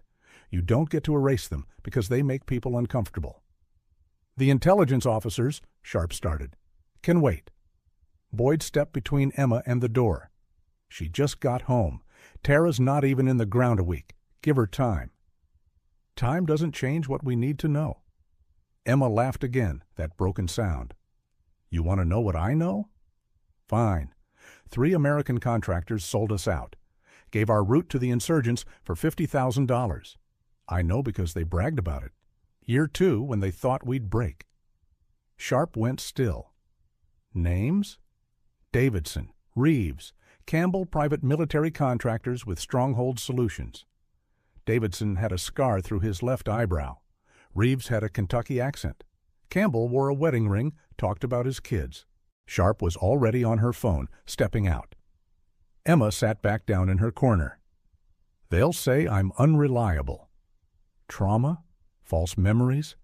But I remember everything, every face, every voice, every day. Why didn't Tara make it? Morrison asked suddenly. If you both held on so long, why didn't she make it just a little longer? Emma's composure finally cracked. She gave me her food. Last 6 months, she gave me most of her water. Her food. Said she wasn't hungry. I was too sick to realize at first. By the time I figured it out. Tears ran down her face. She chose. She chose for me to survive. The room went quiet. She could have lived, Emma continued, if she'd taken care of herself instead of me. But she said I was younger, stronger, said I had to get home to my parents. She made the choice and wouldn't let me change it. Morrison made that broken sound again. I tried to refuse food. She forced me, held me down, made me eat, said if I died, her sacrifice meant nothing. Emma wiped her face. So I ate. I survived. I came home, but I don't know how to live with it. Boyd moved closer. You live by honoring her, by telling the truth, by making sure this never happens to anyone else. Pretty words. Emma looked exhausted suddenly. But when I close my eyes, I'm still there. Still in that hole, still watching her fade away while I got stronger on food she should have eaten. Patel stepped forward. Survivor's guilt is... Don't. Emma's voice went dangerous. Don't you dare diagnose me. Don't make this neat and clinical. This isn't a condition to be treated. This is what happens when you leave soldiers behind for 5 years. Someone knocked. Boyd opened the door to find a man and woman in their 60s. The woman looked like Emma might have, before. Same eyes, same stubborn chin. Emma's parents. Emma saw them and froze. Baby? Her mother said. And Emma shattered. 5 years of strength, of survival, of staying human in hell, collapsed. She crawled across the floor into her mother's arms, sobbing like the 23-year-old girl who'd left for war and never came back. Her father knelt beside them, arms around both. We never stopped looking, he whispered, never stopped believing. Boyd stood to leave, give them privacy. Emma's hand shot out, grabbed his wrist. Stay, she said. Please, I need soldiers here, people who understand. So Boyd stayed, Morrison too, while Emma's parents held their ghost of a daughter, while she told them fragments of 5 years, while she tried to explain Tara's sacrifice. Outside, the sun set over Germany. Another day ended. Emma had been free for 96 hours. She'd counted every one. The intelligence officers came on day 7. 3 of them, suits and clearances and eyes that had seen too much. Emma sat in the hospital conference room, Boyd on one side, a JAG lawyer on the other. Her parents waited outside. Morrison had disappeared on a bender 2 days ago. Specialist Hawkins, the lead officer, Coleman, began, "We need to discuss what you observed during captivity." "I observed hell. Anything specific?" Coleman pulled out files. "Let's start with the contractors you mentioned. Davidson, Reeves, Campbell." Emma closed her eyes, recalled perfectly. "First time I saw them was day 43, October 2019. They came to verify we were alive. Davidson took photos. Reeves made a call, said, 'Packages confirmed.' Campbell seemed nervous, kept touching his wedding ring." "You're certain about the company? Stronghold Solutions? They wore the patches when they thought we were too broken to notice. Year 2, they got sloppy." Coleman made notes. "What else did you observe about operations?" Emma talked for 3 hours, every detail filed away in her mind. Guard rotations, weapon types, radio frequencies she'd memorized from repetition, languages spoken, accents identified. The intelligence officers kept exchanging glances. Her recall was perfect. "How?" Coleman finally asked. "How do you remember this level of detail?" "Tara said information was ammunition. Said if we ever got out, we'd need proof. So we memorized everything, tested each other, made it a game to stay sane." Emma's voice stayed flat, professional. "Want to know about the Pakistani ISI involvement?" They very much did. Major Hassani, 5'10", birthmark on his left cheek, spoke English with a British accent. Visited 6 times over 5 years. Each time, he evaluated us for trade value.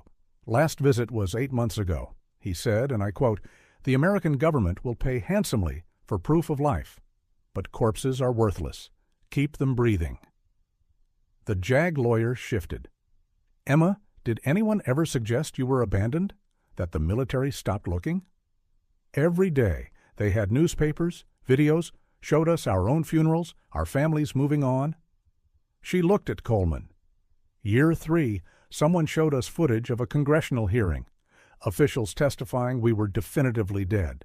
No ongoing search operations." Coleman couldn't meet her eyes. "But Morrison never stopped looking," Emma continued. "They complained about him. Said someone was paying locals for information. They moved us 4 times because of his searches." "About the moves," Coleman pulled out a map. "Can you identify locations?" Emma studied it, pointed. "First location here, cave system, held there 8 months. Second, this valley, abandoned Soviet outpost, 14 months. Third here, basement of a farm, 2 years. Fourth, this mountain, another cave, 18 months. Final location, the water station area, last 4 months." "The farm," Coleman focused on that. 2 years in one location. Why did no one find you?" "Because the family that owned it was paid by your contractors." "Davidson visited monthly, brought medical supplies sometimes, just enough to keep us valuable." The room went quiet. "You're saying American contractors knew where you were for 2 years and didn't report it?" "I'm saying they managed us like inventory. When our value dropped, they'd leak information to increase demand. When it got too high, they'd move us. It was business." The JAG lawyer stood. "I think we need a break." Outside, Emma found her mother crying, father holding her. "Baby, you don't have to do this," her mother said. "Not so soon." "Yes, I do. While it's fresh, while I'm angry enough to push through." "Angry?" Emma looked at the intelligence officers through the window. 5 years. We scratched marks on walls for 5 years, and Morrison found us in 4 days once he knew where to look. 4 days versus 5 years. "Yeah, Mom, I'm angry." Sharp arrived, looking exhausted. "Emma, Morrison's in trouble. Got arrested. Bar fight. He's asking for you." Emma didn't hesitate. "Take me to him." The local German police station was clean, efficient. Morrison sat in a cell, face bruised, knuckles bloody. He looked up when Emma approached. "Hey, soldier." "Jake?" "I hit someone." "Guy at the bar. He said something about abandoned soldiers deserving what they got." Emma reached through the bars, took his hand. "She wouldn't want this?" "No. She fought every day for 5 years. Why can't I fight for one night?" Because your fight's different. You have to live with her being gone. That's harder than dying. Morrison laughed, broken. You know what the worst part is? I can't remember our last conversation. Before deployment, can't remember what we said. Emma squeezed his hand. She remembered. August 17th, 2019.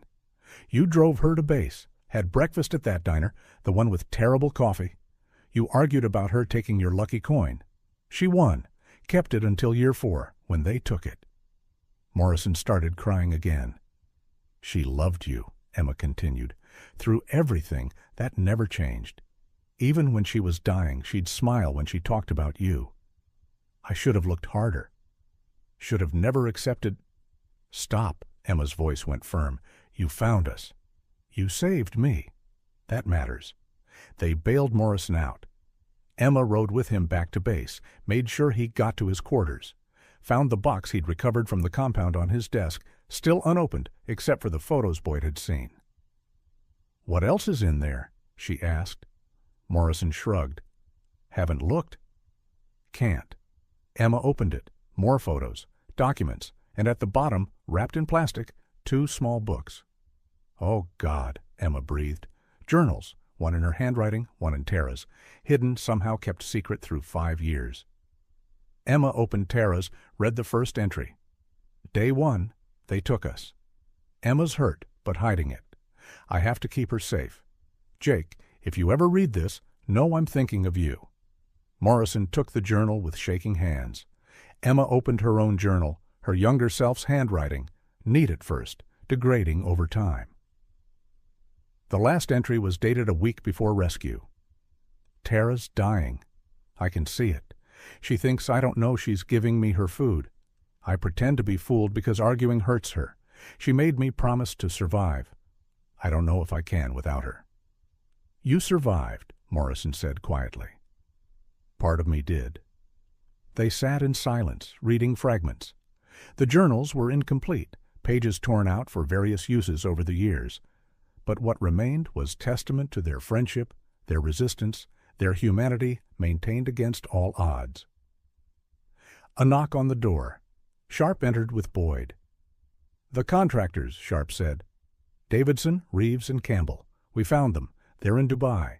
Stronghold Solutions is claiming they're protected by corporate sovereignty. Bullshit, Morrison stood. They sold American soldiers.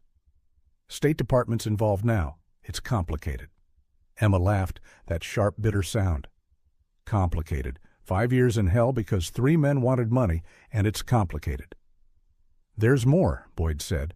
The intelligence Emma provided.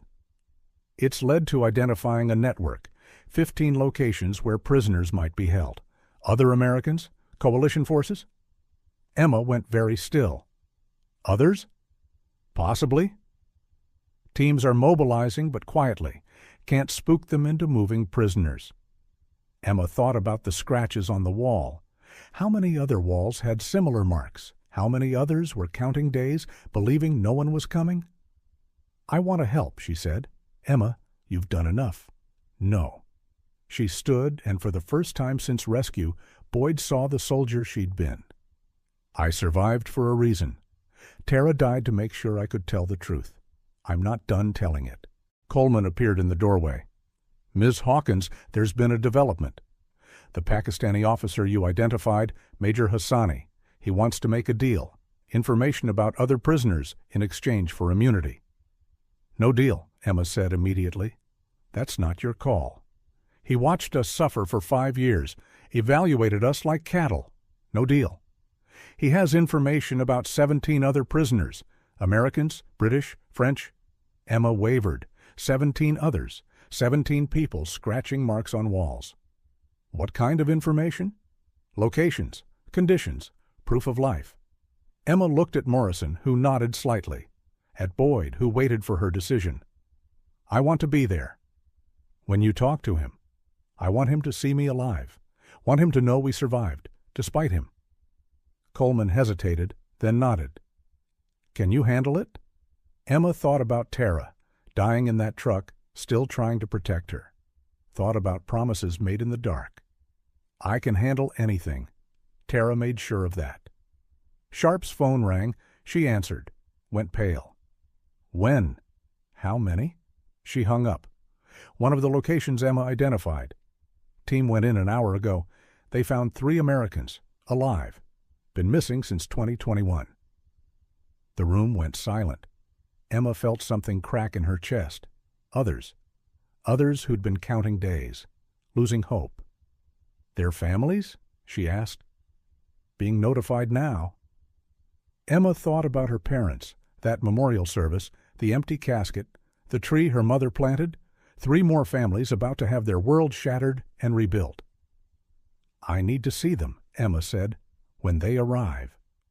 The rescued prisoners? I need to... She stopped, tried to find words. They'll be broken, confused. They'll need someone who understands. Emma, you're barely holding together yourself, Boyd said gently. No, I'm exactly as together as I need to be. Tara taught me that. You don't have to be whole. You just have to be enough. Morrison stood, steadier now. She's right. Those prisoners, they'll need proof it gets better, that you can come back from this. Do you? Emma asked him. Come back from this? Morrison looked at Tara's journal in his hands. I don't know, but Tara would want me to try. Emma nodded. Then we try. For them, for the ones still out there, for the ones who didn't make it. Coleman gathered his files. Ms. Hawkins, what you've given us today, it's going to save lives. Should have saved them 5 years ago. He had no answer for that. As everyone prepared to leave, Emma returned to the journals. Found an entry in Tara's handwriting, dated year 3. Emma asked me today if anyone remembers us. I told her yes. I told her Jake remembers, Boyd remembers, our families remember. But even if they didn't, we remember each other. We witness each other's survival. That's enough. That has to be enough. Emma closed the journal, held it against her chest. I remember, she whispered to the empty room. I remember everything. Tomorrow she would face the Pakistani officer, would look into the eyes of a man who'd evaluated her suffering like a commodity, would help find 17 others lost in the same hell. But tonight she would read Tara's words, would remember her friend's voice, her strength, her sacrifice, would count one more day survived, day 8 of freedom, 1,835 days total, still counting. The video conference room at Ramstein Air Base was cold, sterile. Emma sat facing a screen, Coleman beside her, Boyd and Morrison behind. On the screen, Major Hassani sat in what looked like a hotel room in Islamabad. Clean-shaven, expensive suit, acting like he wasn't responsible for evaluating human misery. Ms. Hawkins, he said smoothly, you look well. Emma said nothing, just stared. I understand you have questions about my involvement. I have no questions. I know exactly what you did. I'm here for the 17 prisoners. Hassani shifted slightly. Yes, well, that information has value. So did we. You put a price on us, $20 million, last estimate. Tara Mitchell died worth $20 million to you. I never directly... October 2022, you visited. Tara had pneumonia. You told them to keep her alive because a dead asset was worthless. She heard you. We both did. Hassani's composure cracked slightly. The situation was complex. The 17 prisoners. Names, locations, conditions. Now. Coleman slid a paper forward. The immunity deal is contingent on actionable intelligence that leads to recoveries. Hassani pulled out a tablet. 3 Americans in Kunar province. Contractors taken in 2021, held by the same network that had you. 2 British soldiers near Kandahar, taken 2020. French journalist in... Proof of life? Emma interrupted. Hassani swiped through files, showed photos. Emma studied each one, memorizing faces, looking for signs she recognized. Malnutrition, untreated injuries, that hollow stare of people who'd stopped hoping. This one, she pointed to a photo of a young man, barely 20. He's dying. See the swelling? Kidney failure. Maybe 2 weeks left. How can you... Because Tara looked the same way. Get him out first. Coleman was already on another phone, relaying information. The network, Emma said. Who runs it? It's not centralized. Multiple groups, coordinating through intermediaries. Some insurgent, some criminal, some just opportunistic. The contractors. Davidson, Reeves, Campbell. How long have they been selling people? Hassani hesitated. Coleman leaned forward. Answer her. 6 years that I know of, maybe longer. They had contacts in logistics, new transport routes, security gaps, sold information to whoever paid. Emma felt something cold settle in her chest. 6 years. How many soldiers, contractors, journalists sold into hell? There are more, she said, not a question. More prisoners? More contractors? More people selling us out? Hassani's silence was answer enough. Morrison spoke for the first time. Names. That would require additional considerations. Emma stood. You want to negotiate? Fine, but not with them. With me. I'm the one who survived what you enabled. I'm the one who watched Tara die. You want immunity? Earn it. She walked out. In the hallway, she collapsed against the wall, shaking. Boyd caught her before she fell. I can't, she gasped. Can't sit there and be civil when he... You don't have to. You've done enough. No, those 17 prisoners. They're real. They're waiting. Someone has to... She stopped, steadied herself. Tara would do it? For them? She walked back in. 4 hours later, they had everything. Locations, guard schedules, medical conditions of prisoners. 3 required immediate extraction or they'd die. 8 had been held over 3 years. 1, the French journalist, had been captive for 7 years. 7 years? Emma said quietly. How is he alive? He converted, Hassani said. Publicly? They keep him as a trophy. Emma thought about the things people did to survive, the compromises, adaptations, surrenders that kept you breathing. No judgment, she said. Whatever keeps you alive. Sharp entered. First rescue's in motion, the kidney failure case, medical team standing by. They waited. Emma counted minutes. At 43 minutes, Sharp's phone rang. Got him. Alive. Critical, but alive. Emma felt something loosen in her chest. 1 down, 16 to go. Over the next 3 days, they ran 11 operations. Emma stayed in the command center, providing intelligence, identifying patterns. When rescued prisoners arrived at Ramstein, she met each one. The first was a contractor named Willis, taken 3 years ago. His wife had remarried, thinking him dead. Emma sat with him while he processed that. She moved on, he said, staring at nothing. People do what they have to, Emma replied.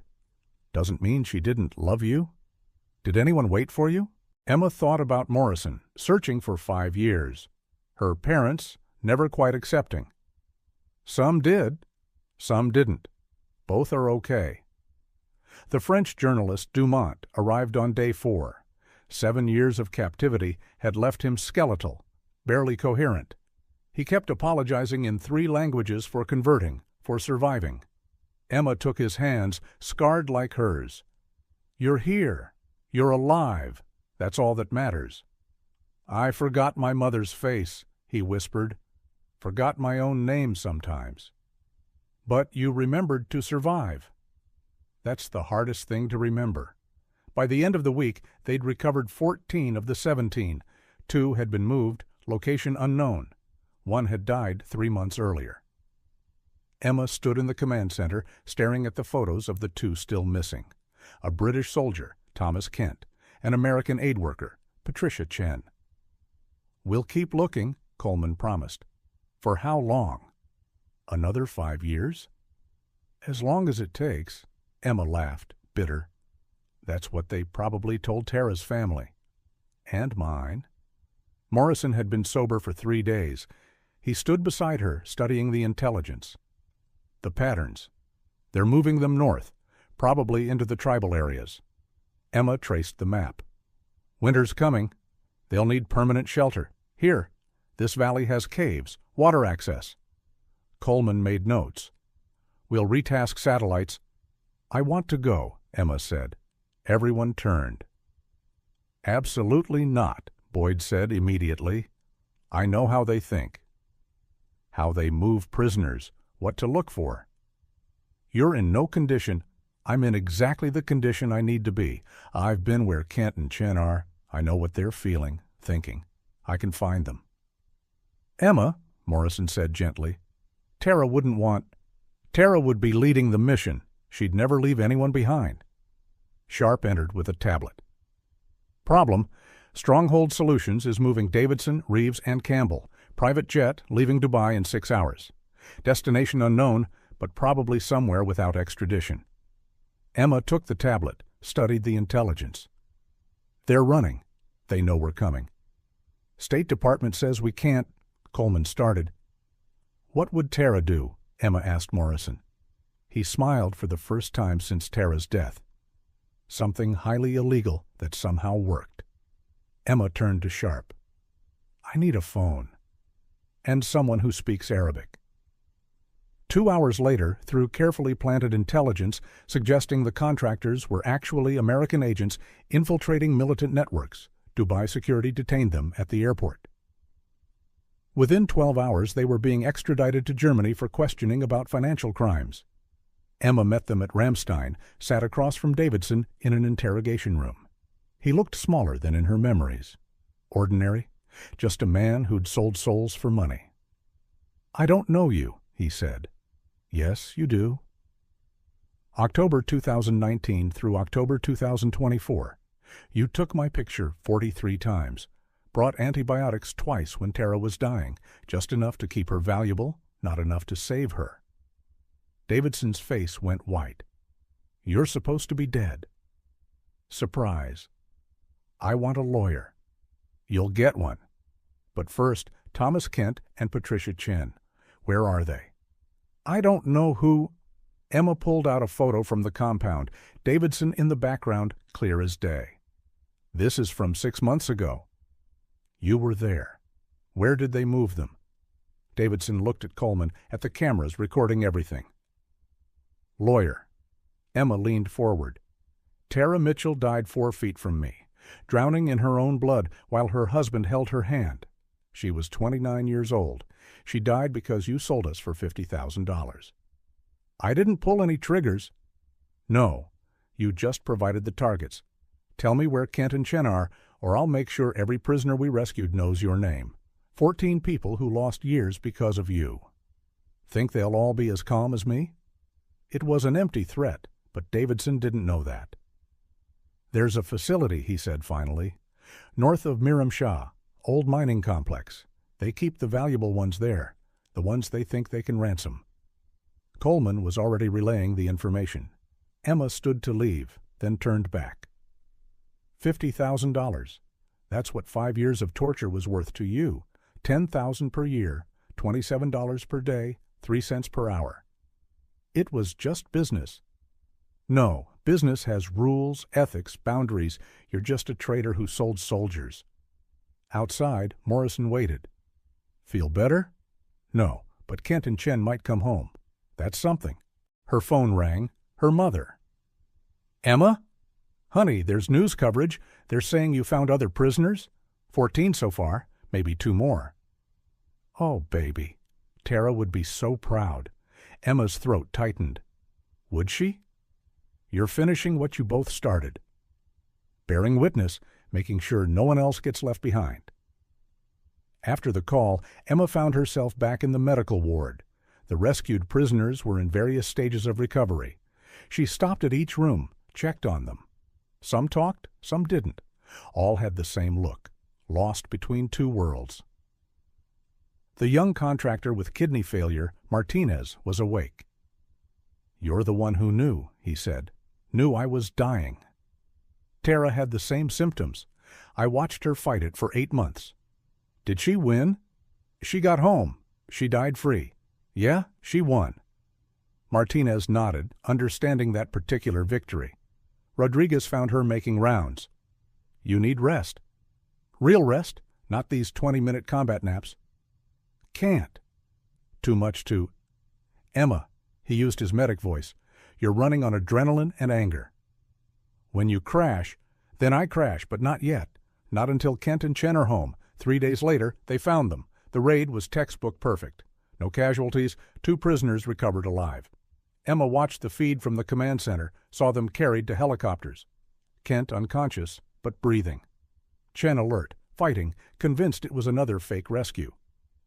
"It's real!" Emma found herself shouting at the screen. "It's real! You're going home!" When they arrived at Ramstein, Emma was waiting. Chen saw her and stopped struggling. "You're Emma Hawkins." "How did you—" "They talked about you. The guards. Said you and another woman escaped once, made it 40 kilometers before they caught you. Said they punished you for weeks, but you never stopped trying." Emma remembered that escape. Year 2. Tara's idea. They'd followed water, moved at night, gotten farther than anyone thought possible. The punishment afterward had nearly killed them. "We had to try," Emma said simply. "Did your friend make it?"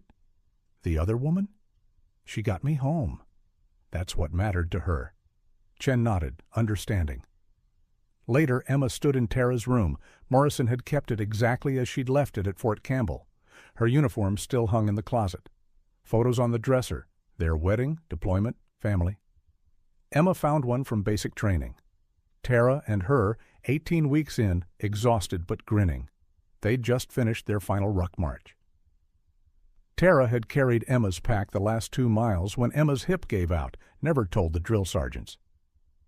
16 rescued because of you, Emma told the photo. Your sacrifice saved them too. Morrison appeared in the doorway. The funerals start tomorrow. Arlington 5 of the rescued prisoners who didn't make it home. Their families want you there. I don't do funerals. Neither do I, but we'll do these. For them. For Tara. Emma touched Tara's uniform, still hanging with her ribbons. Bronze Star, Purple Heart, POW medal they'd awarded posthumously. She deserved more, Emma said. She deserved to live. But since she couldn't, she deserves to be remembered. That's on us now. Emma took the photo from basic training. I want to keep this. Take whatever you need. She looked around the room one more time. This was who Tara had been before. Soldier, wife, daughter. But Emma knew who she'd become. Survivor, protector, the woman who chose another's life over her own. Ready? Morrison asked. No, but that's never stopped us before. They left together, 2 broken people held up by the memory of someone stronger than both of them. Tomorrow they would bury 5 soldiers who'd been lost and forgotten. But 16 were home because Emma remembered, because Tara made sure she would survive to remember. The count continued. Day 15 of freedom. Still counting. Always counting. For all of them. Arlington National Cemetery was drowning in rain. Emma stood in dress uniform that hung loose on her frame, watching 5 flag-draped caskets lower into the earth. 5 soldiers who'd died in captivity, finally home. Their families stood under black umbrellas, grieving deaths that had happened years ago but felt fresh as yesterday. Morrison stood beside her, sober 41 days now, Boyd on her other side. Behind them, 11 of the 14 rescued prisoners, those strong enough to attend. The Secretary of Defense was speaking. Words about sacrifice, honor, never forgetting. Emma didn't listen. She was counting. The rhythm of rain on coffins, 21 guns firing in sequence, the tears of a mother who just learned her son had died alone in a cave 3 years ago. After the service, Patricia Chen approached. She'd gained 12 pounds in 2 weeks, looked almost human again. I need to tell you something, Chen said. About Tara? Emma's chest tightened. You knew her? No. But the guards, they talked about her. Said she killed one of them. Year 4. He tried to separate you two, move you to different locations. She killed him with her bare hands. Emma remembered. The guard had grabbed her, started dragging her away. Tara, sick with fever, had found strength from somewhere, wrapped her chains around his throat, held on even as others beat her. She protected me, Emma said simply. That's not all. They said after that, nobody would buy you separately. You were a package deal, too dangerous apart. That's why they kept you together. Emma felt tears she didn't let fall. Tara had ensured they wouldn't be separated, even at the cost of torture. Her parents appeared, her mother holding an umbrella over Emma's head. "The news wants to interview you," her father said. 60 Minutes, CNN, everyone." "No." "Baby, people need to know." "Then they can read the report. I'm not performing my trauma for ratings." Sharp approached with Coleman. "Emma, we need to discuss something, privately." They walked to a quiet area of the cemetery. Sharp pulled out a tablet, showed Emma a document. "Stronghold Solutions records. We found more operations. 12 more missing personnel who might have been sold." Emma read through the names, dates, locations. These go back 8 years. Maybe longer. Davidson's talking, trying to reduce his sentence. Says there's a whole network. Military contractors, logistics personnel, even some active duty. Active duty military selling out their own? For the right price, apparently. Emma thought about the code they all lived by. Leave no one behind. How many had been left because someone wanted money? "What do you need from me?" "Your insight. You understand the patterns, the networks. We want to bring you on as a consultant. Help find the others. I'm still technically active duty. Medical discharge is processing. Full benefits, pension, 100% disability. But as a civilian consultant, you'd have more flexibility." Emma looked back at the funeral gathering, the families slowly dispersing, carrying their grief home. "Tara's mother wants to see me," she said. "Been asking since I got back." "That's not... Everything's connected. Tara's mother deserves to know how her daughter died. These 12 missing personnel deserve to be found. The network that sold us deserves to be destroyed." Emma handed back the tablet. "I'll do it. All of it." 2 days later, Emma drove to Diane Mitchell's house in Ohio. Small town, white fence, American flag on the porch. The door opened before she could knock. Diane looked like Tara might have at 60. Same strong jaw, same direct gaze. "Emma." "Mrs. Mitchell." "Diane, please." "Come in." The house was a shrine. Tara's photos everywhere. High school graduation, basic training, wedding. But also newer additions. Newspaper clippings about the rescue, Emma's testimony to Congress, the arrests of the contractors. They sat at the kitchen table. Diane poured coffee with shaking hands. "Tell me," she said. "Everything. I need to know everything." Emma talked for 3 hours. The good mixed with the bad. How Tara kept them both sane with stories, songs, jokes. How she rationed medicine, making sure Emma got more. How she never stopped planning escape, even when she could barely walk. "The last year," Diane asked, "when she was so sick. Was she in pain?" Emma could have lied, almost did. But Tara's mother deserved truth. "Yes, but she hid it well, stayed strong until the end." Diane nodded, tears flowing steady. "She called me, you know, night before deployment. Said she had a bad feeling. I told her it was just nerves. It wasn't your fault." "Wasn't it? I could have told her to come home. Could have." She wouldn't have listened. Tara never abandoned her duty. Diane stood, walked to a cabinet, pulled out a box. These came last week, her personal effects from captivity. Inside, Tara's dog tags, wedding ring, the fabric with bloody hash marks counting days. And something Emma hadn't known survived, a small piece of paper worn soft from handling. Emma recognized her own handwriting, a poem she'd written for Tara's birthday in year 3, when they had nothing to give each other but words. "She kept it," Emma whispered. All that time, through all those moves, she kept it. "Read it to me?" Emma's throat closed. She shook her head. "Please, I need to hear something beautiful she held on to." Emma picked up the paper, read her younger self's words. "Stone walls cannot imprison what lives between our hearts. The darkness cannot swallow what light refuses to depart. You are my morning coffee. In this place that has no dawn, you are my proof of living when all reason to is gone. So happy birthday, sister. In this hell we've made a home, Together, we're an army. Together, never alone, Diane sobbed. Emma held her while she broke. She was supposed to have children, Diane gasped. Grow old. Be happy. She was happy sometimes. Even there, when we'd remember good things, share stories. She smiled, laughed even, stayed human. Morrison arrived an hour later. He and Diane held each other, grieving the same loss from different angles. I'm going to find the others, Emma told them, the ones still missing. It's what Tara would do. Be careful, Diane said. I can't lose another daughter. Emma didn't correct her. Somewhere in 5 years of hell, she and Tara had become sisters in everything but blood. Back at Ramstein, Emma dove into the stronghold files. 12 names became 15, then 20. The network was vast, interconnected. Each thread led to 2 more. She worked 18-hour days, stopping only when Rodriguez physically dragged her to rest. Boyd brought food she forgot to eat. Morrison helped with intelligence analysis. You're going to burn out, Boyd warned. Then I burn out after we find them. 3 weeks in, Emma noticed something, a pattern in the transactions. Every third Thursday, money moved through specific accounts. Small amounts, but consistent.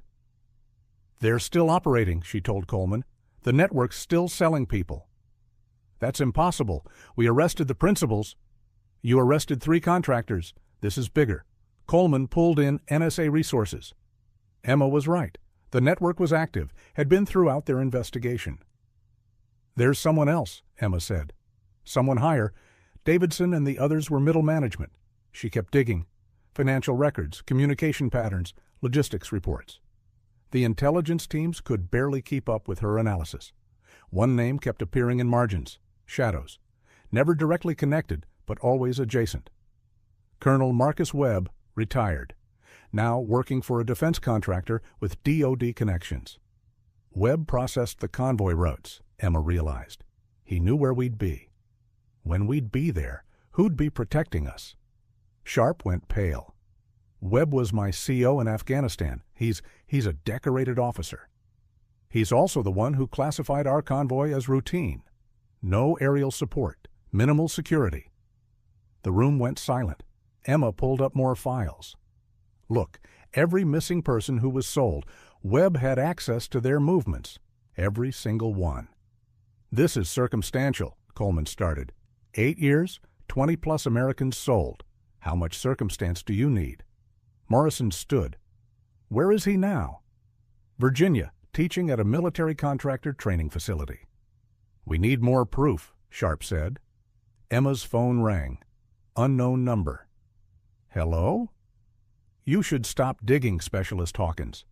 Male voice, American accent. Familiar somehow. Who is this? Someone who knows what really happened to you and Mitchell. Someone who could have prevented it. Emma put it on speaker, gestured for Coleman to trace it. Colonel Webb? Pause. You always were too smart. Tara said that near the end. Said you'd figure it out eventually. You spoke to Tara? Video call, year 4. The buyers wanted proof of life. She looked right at the camera and said, Emma will find you. Guess she was right. Emma's hands shook with rage. You saw her dying and did nothing? I saw an asset worth $20 million. Nothing personal, just economics. She was a soldier. Your soldier. She was overhead. You both were. Do you know how much it costs to find 2 missing soldiers? The resources, manpower, easier to write you off, collect the insurance? Morrison grabbed the phone. You motherfucker! Chief Morrison, how's sobriety? Heard you've finally dried out. Too late for Tara, though. Coleman signaled. They had the trace. Keep him talking, he mouthed. Emma took back the phone. The others? The 20 still missing. Where are they? Why would I tell you that? Because you're calling me. Because you want something. Webb laughed. Smart girl. Here's the deal. You stop investigating. Take your medical discharge. Disappear. In exchange, I give you 3 locations. Save 3 lives. All of them or no deal. You're not in a position to negotiate. Neither are you. We have your financial records, your communications. Your entire network is unraveling. You have circumstantial garbage that won't hold up in court. I have 3 addresses where Americans are dying. Your choice." Emma looked at Coleman, who nodded. "Prove it." "Prove you have real intel." Webb rattled off GPS coordinates. Coleman's team immediately started checking satellite imagery. "Confirmed," someone whispered. "Structure with heat signatures. Guards." "That's 1," Webb said. "2 more if you disappear. Otherwise, they die tonight." Emma closed her eyes, saw Tara's face, heard her voice. "Save who you can." "Deal." Webb gave 2 more locations, then hung up. The room exploded into motion. 3 teams scrambled, launching immediate rescue operations. Emma sat still, staring at nothing. "We'll get him," Sharp promised. "This confession, the trace, he's already gone, probably left the country while we were talking." "Then we'll find him." Emma stood. "No, I'll find him. But first, we get those 3 home." 6 hours later, 3 Americans were free. A contractor missing 2 years, a journalist missing 4, an aid worker missing 6 months. Emma met each one at Ramstein, sat with them through the confusion, the disbelief, the survivor's guilt. "How?" the journalist asked. "How did you find us?" Emma couldn't tell him the truth, that his freedom was bought with her silence, that she'd made a deal with the devil who sold them all. "We never stopped looking," she lied. Morrison found her later, sitting outside in the rain. "Webb won't get away with this," he said. 23 Americans sold, 5 dead, years of torture, and he's teaching somewhere, collecting a pension. "Not for long." Emma looked at him. "What are you planning? Nothing official? Nothing traceable? Jake?" "He watched my wife die on video. Watched and did nothing." Morrison's voice was steady, cold. "He doesn't get to walk away." Emma thought about Tara, about promises made in the dark, about justice versus revenge. "When you find him," she said finally, "tell him Tara was right. Tell him I did figure it out." Morrison nodded, understanding. That night, Emma stood in her room, looking at the evidence wall she'd built. 20 faces stared back, the missing, the sold, the abandoned. She'd found some, but not all. Her phone rang. Her mother. "Baby? You okay? You sound tired." "I'm tired, Mom." "Come home. Just for a while." "Rest, Emma." Looked at the faces on the wall. "Not yet. There's more work to do. There always will be. But you need to heal too." After the call, Emma pulled out Tara's journal, found an entry from year 4. "Emma thinks she's protecting me, but she's the strong one. She just doesn't know it yet. When we get home, and we will get home, she'll save others. It's who she is, who she's always been." Emma closed the journal. Tomorrow she'd keep searching, keep fighting, keep the promise she'd made to a dying friend. But tonight, she'd rest. Just for a few hours. She lay down, closed her eyes. And for the first time in 23 days of freedom, Emma Hawkins didn't count. She just slept. 6 months after rescue, Emma stood in a congressional hearing room, right hand raised. The committee wanted answers about how 2 soldiers could disappear for 5 years. The families of the missing deserved truth. The nation demanded accountability. State your name for the record. Emma Hawkins, former specialist, United States Army. She sat, feeling the weight of cameras, reporters, families of the missing filling the gallery. In the front row, her parents, Morrison, Boyd, Sharp. Diane Mitchell, wearing Tara's dog tags. Senator Williams led the questioning. "Ms. Hawkins, can you explain how systemic failures led to your abandonment?" Emma leaned into the microphone. "We weren't abandoned, Senator. We were sold." The room erupted. Williams gavelled for order. "That's a serious accusation." "It's not an accusation, it's fact. Colonel Marcus Webb, 3 stronghold contractors, and at least 12 others participated in trafficking American personnel to hostile forces." She laid out the evidence methodically.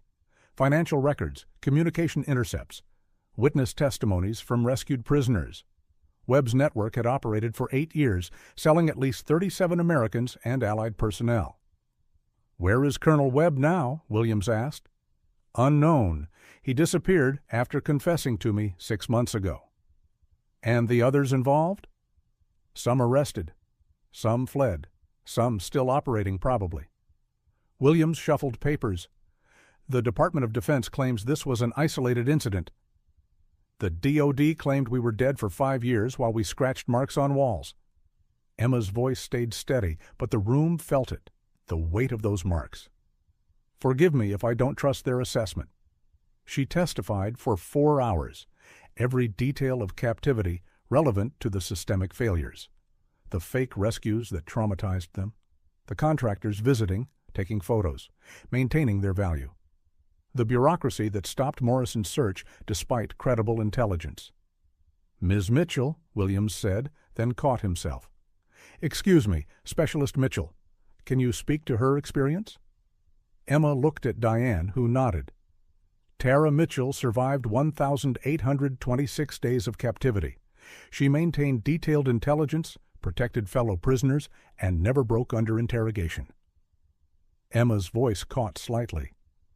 "She died free, in her husband's arms, ensuring my survival. She was the strongest person I've ever known." Her death could have been prevented? If we'd been rescued even 6 months earlier, yes. Her illness was treatable with proper medical care. The gallery was crying.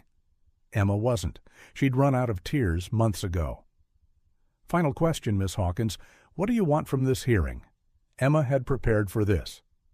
3 things. 1.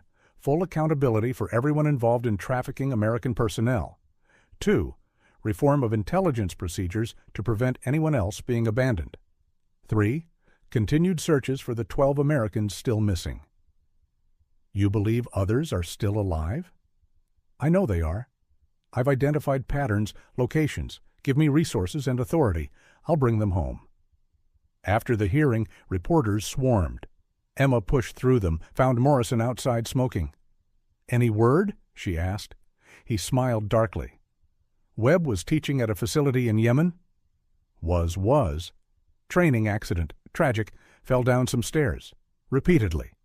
Emma didn't ask more. That night she sat in her apartment, sparse, functional, walls covered with maps and missing person files. Her phone rang. "Emma, it's Rodriguez." "What's wrong?" "Nothing wrong. Something right. Remember Martinez? The kidney failure case we rescued?" "Yeah."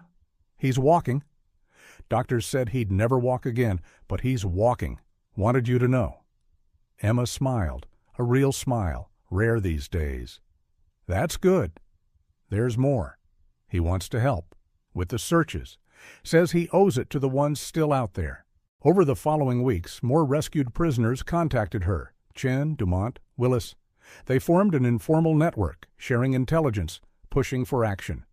The government didn't know what to do with them. Broken soldiers demanding to help break others free.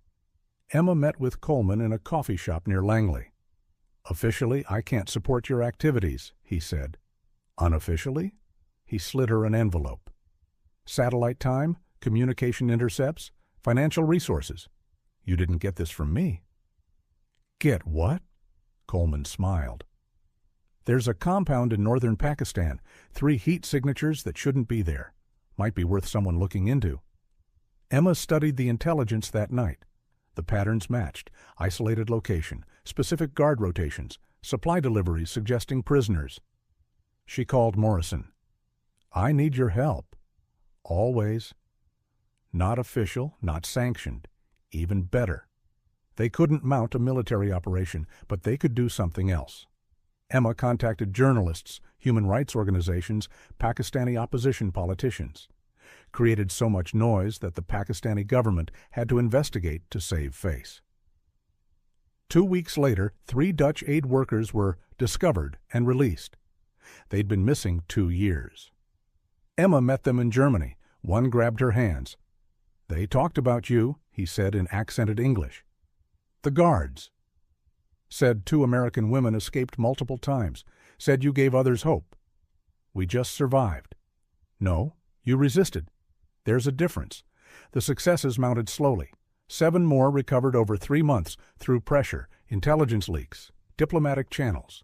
Emma never slept more than 4 hours, driven by the countdown in her head. Every day meant more scratches on walls somewhere. Then came the call that changed everything. "Emma?" Sharp's voice tense. "We found something in Webb's files." Something he encrypted. Emma met her at a secure facility. Sharp pulled up files on a screen. Video recordings. Webb kept videos of all the prisoners he sold. Emma's stomach dropped. Including you and Tara? 38 videos over 5 years. I don't want to see them. You need to. Look, Sharp played one from year 4. Emma almost didn't recognize herself. Skeletal? Hollow-eyed? But there was Tara, sick but fierce, staring directly at the camera. "I know you're watching," Tara said to whoever was behind the camera. "Know you're calculating our worth. But you're missing something. Emma's going to survive this. She's going to come home. And when she does, she'll find every single person you sold. She'll burn your entire network down." The Tara on screen smiled, terrible and beautiful. "I'm dying. I know it, you know it, but Emma doesn't die. Emma endures, and when she's done enduring, she's going to destroy you." The video cut off. Emma sat in silence, then laughed, actually laughed. "She knew," Emma said. "Even then, she knew I'd be here, doing this." "There's more," Sharp said. "Webb's encrypted files contain locations of 6 more prisoners, current locations. Emma was already standing. How current? As of 2 months ago. That's why he ran. He knew once we had this, we'd find them all." Emma called Morrison, Boyd, Coleman, called Martinez and Chen and every rescued prisoner who could help, called journalists and senators and anyone with power or platform. "We have locations," she announced to the assembled group 12 hours later. 6 Americans confirmed alive, retrievable. The government mobilized finally. 6 operations, simultaneous, no room for error. Emma waited in the command center, watching 6 screens. Morrison beside her, both counting minutes. Team 1, target acquired. 1 soul, alive. Team 2, target acquired. 1 soul, critical but stable. The confirmations came in sequence, 6 for 6, all alive, all coming home. Emma finally let herself cry. Morrison held her while she shook. "We did it," he whispered. "You did it. Tara did it. She kept me alive to do it." The rescued arrived over 2 days. Emma met each one, saw herself reflected in their hollow eyes, their disbelief at freedom. The last was a Marine, Sergeant David Park, missing 3 years. "They told us about you," he said. "Other prisoners whispered about the 2 women who never broke. You became a legend." "We weren't legends. We were just scared kids trying to survive." That's what legends are. A year after rescue, Emma stood at Arlington again. Not for a funeral this time, but for a memorial. A monument to the missing, the sold, the abandoned. 43 names carved in black granite, including those still unaccounted for. Emma traced Tara's name with her fingers. 37 found, she whispered. 6 still missing. But I'm not done. I'll never be done.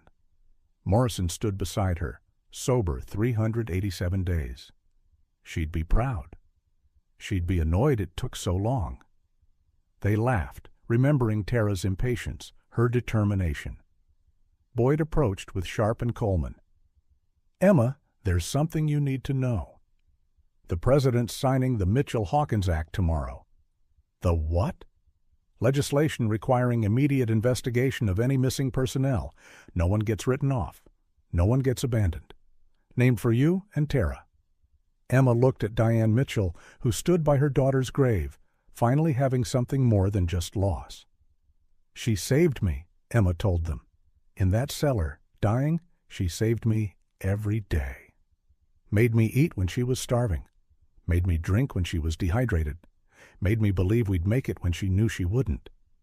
"You saved each other," Morrison said. "No." Emma pulled out the piece of fabric with its bloody marks. 1,826 days. She saved me. I just survived to tell about it. That night, Emma returned to her apartment. The walls still covered with maps, but now half had red X's through them. Prisoners found, brought home. Her phone rang. Unknown number. Miss Hawkins? This is Sergeant Park's mother. I just wanted to say thank you. You didn't stop looking. When everyone else gave up, you didn't stop. That's everything.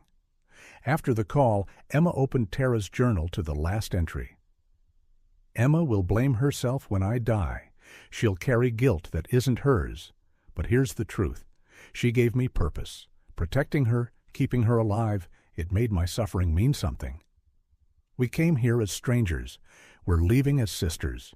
She doesn't know how strong she is, but she'll learn. The world will learn. I love you, Em. Save them all. Emma closed the journal, looked at the remaining faces on her wall. 6 still missing. I'm trying, Tara, she said to the empty room. I'm trying. Her phone buzzed. Coleman knew intelligence, possible location for one of the 6. Emma grabbed her files, headed out into the night. The count continued, would always continue. Not days anymore, but lives. 37 saved. 6 to go.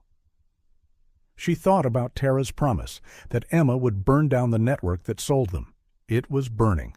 Slowly, methodically, but burning. And Emma would keep lighting matches until every last prisoner came home, until every wall stopped accumulating scratches, until no one else died forgotten in the dark. She owed Tara that much. She owed them all that much. The mission continued. 2 years after rescue. Emma stood before another congressional committee, this time as Deputy Director of the newly formed Office of Missing Personnel Recovery. 41 of 43 known trafficked Americans had been recovered. 2 had died before rescue could reach them. Morrison sat in the gallery, now running a nonprofit supporting rescued prisoners. Sober 3 years. He wore Tara's wedding ring on a chain around his neck. Director Hawkins, the senator addressed her. Your office has requested increased funding. Yes, Senator, we have credible intelligence on 17 more missing personnel, not just Americans, allies, civilians, journalists. The war is winding down. Wars end. The abandoned don't. She presented her case with the same steady determination that had kept her alive for 1,826 days. The committee approved the funding. Outside, Emma found Diane Mitchell waiting. She'd be so proud, Diane said. Emma hugged her, the mother who'd lost a daughter, who'd gained another. 43 days, Emma said. What? That's how long Tara survived after she got sick. 43 days of dying, and she still protected me, still kept me strong. She loved you? She saved me.